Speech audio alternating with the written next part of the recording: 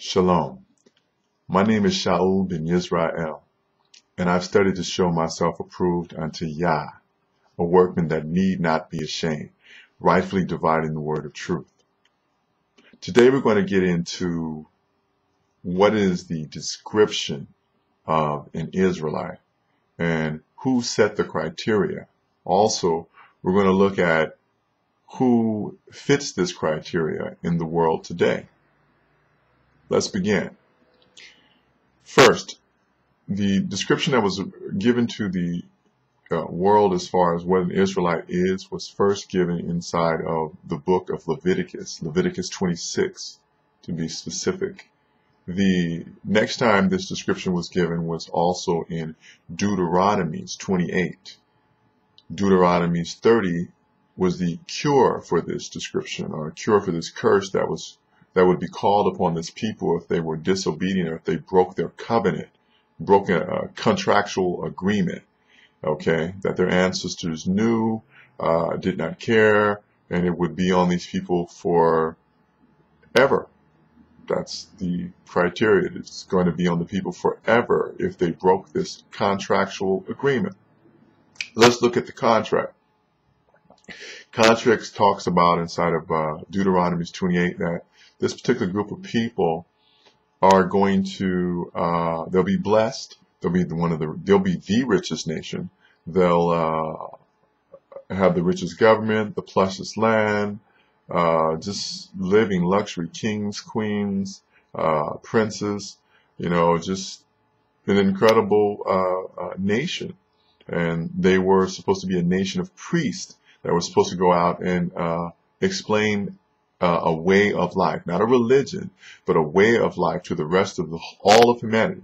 They were supposed to go and explain this because most of the people in the world were practicing religions. They were pagan religions where they worshipped gods, things they made with their hands, or demonic spirits, the sun, angelic beings, frogs, cats, dogs, gophers, bats, owls. People were doing some of the most insane things. Criteria for being an Israelite. One is that you have to be some of the sickest people in the world, mentally and physically.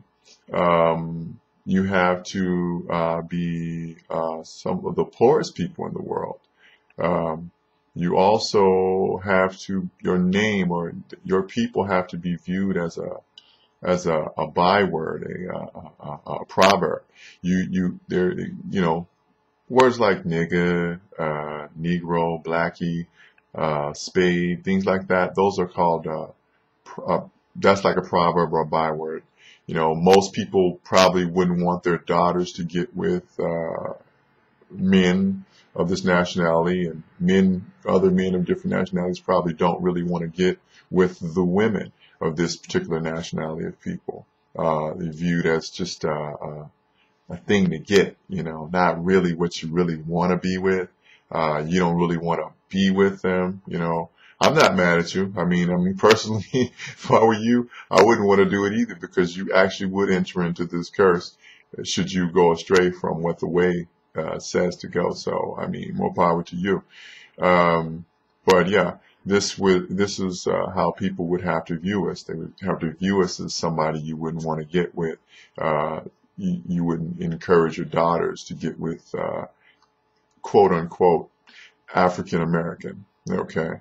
Because, they're not the right type. They're not really making it, they don't stand as a people. That's another thing.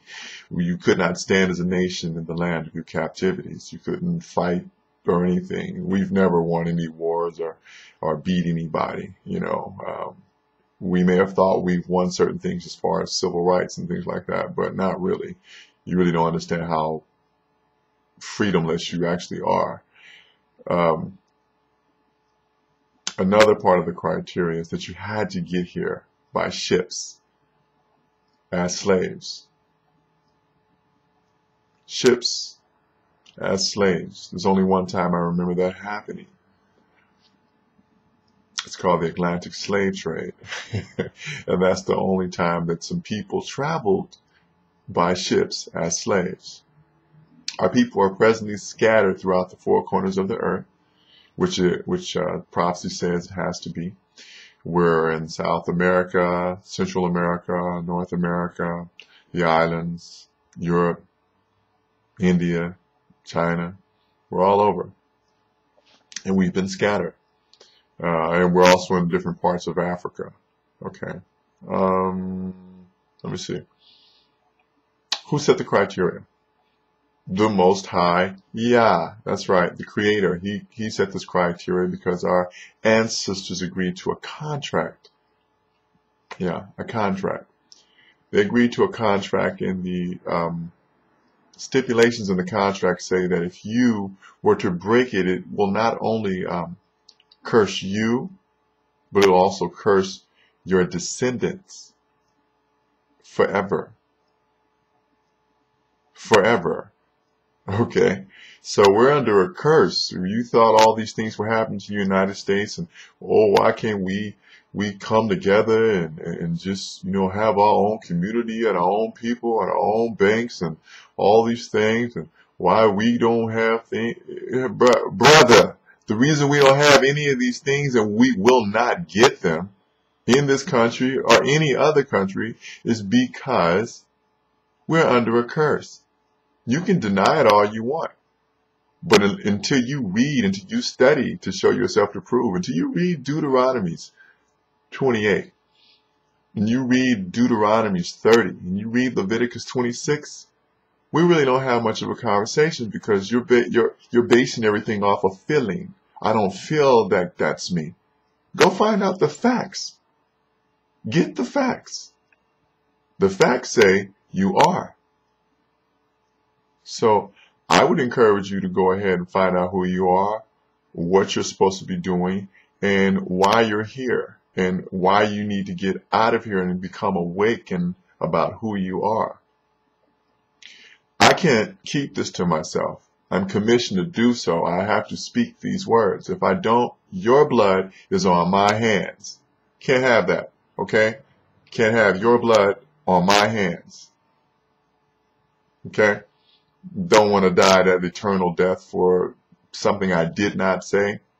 So I have to tell you, my people, all these things. Now, there are going to be many people who are going to, you know, refute this, but prove it. Prove me wrong. I dare you. Prove me wrong. Anyway, this is your brother, Yashra'al bin Israel. And yes, I am an Israelite, proud to be, and I'm out. Shalom.